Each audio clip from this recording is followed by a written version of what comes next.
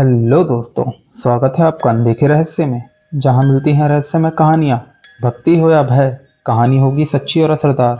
आज हम आपके लिए लेकर आए हैं एक ऐसा रहस्य जिसे सुनकर आप चौंक जाएंगे। गणेश चतुर्थी, जिसे हम सब बहुत श्रद्धा और उत्साह के साथ मनाते हैं, उसके पीछे एक रहस्य छिपा हुआ है। एक ऐसा रहस्य जिसकी वजह से आज भी करोड़ों लोग इस दिन चंद्रमा को देखने से बचते हैं। क्या आप जानते हैं ऐसा क्यों है?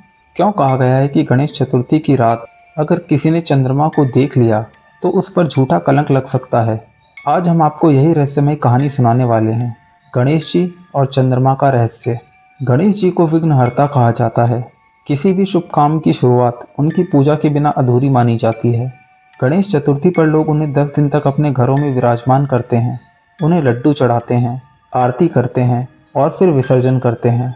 लेकिन क्या आपने कभी सोचा है यह दिन इतना विशेष क्यों है? इसी दिन एक घटना घटी थी जिसने न सिर्फ देवताओं की दुनिया हिला दी बल्कि मानव समाज में भी एक परंपरा शुरू कर दी, चंद्र दर्शन निषेध। बहुत समय पहले की बात है, गणेश चतुर्थी का दिन था। सभी देवताओं और भक्तों ने मिलकर गणेश जी का जन्मोत्सव बड़े हर्षोल्लास से मनाया। गणेश जी को लड्डू बहुत प्रिय थे। उन्हें तरह तरह के मोदक, पेड़े और मिठाइयाँ अर्पित की गई। भक्तों ने दिल खोलकर प्रसाद चढ़ाया और गणेश जी प्रसन्न होकर सबको आशीर्वाद देने लगे। लेकिन मिठाइयों के प्रति उनका प्रेम इतना गहरा था कि वे रुक ही नहीं पाए। गणेश जी ने ढेर सारे लड्डू खा लिए। उनका गोल मटोल पेट और भी बड़ा हो गया। भोजन के बाद वे अपने प्रिय वाहन मूषक पर बैठकर रात में भ्रमण करने निकले। यहीं से एक ऐसी घटना घटी जिसने पूरी दुनिया को चौंका दिया। रात का समय था, चांद पूरा आकाश में चमक रहा था। गणेश जी मूषक पर बैठकर मंद मंद मुस्कुराते हुए आगे बढ़ रहे थे। अचानक रास्ते में एक विशालकाय सांप निकल आया। मूषक डरकर कांप गया और अचानक भागने लगा। गणेश जी का संतुलन बिगड़ गया और वो जोर से नीचे गिर पड़े। यह दृश्य देखकर चंद्रमा जोर से हंस पड़े। चंद्रमा की हंसी ने गणेश जी के मन को चोट पहुंचाई। वह हंसी उपहास की तरह थी, जैसे कोई देवता नहीं बल्कि किसी साधारण व्यक्ति पर मजाक कर रहे हों। गणेश जी बहुत शांत और सरल स्वभाव के माने जाते हैं, लेकिन उस दिन अपमान सहन नहीं हुआ। उन्होंने तुरंत चंद्रमा को देखकर कहा, हे चंद्रमा, तुम्हें अपने रूप और सौंदर्य पर बहुत घमंड है। तुम दूसरों का मजाक उड़ाने लगे हो, इसलिए आज मैं तुम्हें श्राप देता हूँ। जो भी व्यक्ति गणेश चतुर्थी की रात तुम्हें देखेगा वह झूठे कलंक का भागी बनेगा। चंद्रमा यह सुनकर कांप उठे। वह घबरा गए कि अब कोई भी उनकी ओर देखेगा ही नहीं। देवताओं का सौंदर्य चंद्रमा से ही पूर्ण होता है और अब उसका अस्तित्व ही खतरे में पड़ गया था। वह तुरंत गणेश जी के चरणों में गिर पड़े और क्षमा मांगने लगे।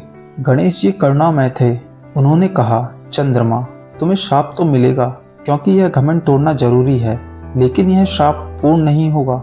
जो भी मेरी पूजा करेगा, मेरी कथा सुनेगा और फिर तुम्हें देखेगा, उसका दोष मिट जाएगा।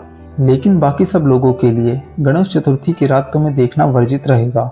यही कारण है कि आज भी गणेश चतुर्थी पर लोग चंद्र दर्शन से बचते हैं। शायद आपको यह जानकर आश्चर्य होगा कि इस श्राप की गूंज सिर्फ उसी समय तक सीमित नहीं रही। कई वर्षों बाद भगवान श्री कृष्ण पर श्यामंतक मणि चोरी का आरोप लगा। कौरवों और यदुवंशियों ने उन पर झूठा कलंक लगाया। तब श्री कृष्ण ने इस कथा का स्मरण किया और गणेश जी की स्तुति की। गणेश जी की कृपा से उनका कलंक मिट गया और श्यामंतक मणि का रहस्य उजागर हो गया। यानी यह श्राप एक तरफ जहाँ लोगों को सतर्क करता है, वहीं दूसरी ओर सच्चे भक्त को बचाता भी है। तो दोस्तों, यह थी गणेश चतुर्थी से जुड़ी वह रहस्यमय कथा जो शायद आपने पहले विस्तार से ना सुनी हो। इस कहानी से हमें यह शिक्षा मिलती है कि घमंड कितना भी सुंदर या शक्तिशाली क्यों ना हो, अंत में विनाश का कारण बनता है। गणेश जी ने हमें सिखाया कि दूसरों का मजाक उड़ाने से बचना चाहिए, वरना उसका फल बहुत बुरा हो सकता है। और यह भी कि सच्चे मन से गणेश जी की भक्ति करने पर हर कलंक मिट जाता है। तो अगली बार जब आप गणेश चतुर्थी मनाएं, इस रहस्य को याद कीजिए और अपने बच्चों व परिवार को भी सुनाइए। तो दोस्तों, अगर आपको यह कहानी पसंद आई हो तो इस वीडियो को लाइक करें, दोस्तों के साथ शेयर करें, चैनल को सब्सक्राइब करें और बेल आइकन दबाना ना भूलें, क्योंकि ऐसी और भी रहस्यमय कहानियाँ मैं लेकर आता रहूँगा। और अगर आपके पास भी ऐसी कोई रहस्यमय कहानी हो तो आप मुझे कमेंट या फिर इंस्टाग्राम पर भेज सकते हैं। इंस्टाग्राम आईडी आपको वीडियो के डिस्क्रिप्शन में मिल जाएगी, वहाँ भी आप लोग मुझे फॉलो कर सकते हैं। मिलते हैं अपनी नई रहस्यमय कहानी के साथ। तब तक के लिए जय श्री गणेश, शुभ रात्रि।